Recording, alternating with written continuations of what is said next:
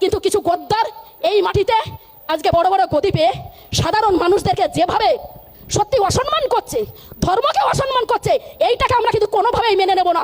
তোমরা যদি মনে করো যে আমরা হিন্দু হিন্দু করে হিন্দুদের ভোট নেব আর মুসলিমদেরকে আলাদা করে দেব, আমি তোমাদেরকে একটা কথা এখনো কড়াভাবে বলতে চাই, তোমাদের যতটা অধিকার এই ভারতবর্ষের মাটিতে গণতান্ত্রিক অধিকার, ঠিক ততটাই অধিকার কিন্তু মুসলিম ধর্মের প্রত্যেকটা মানুষের।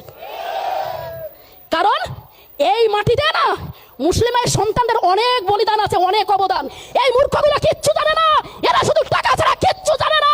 এরা শুধু বলে জয় শ্রীরাম বলো, তাহলে তুমি বড় হিন্দু।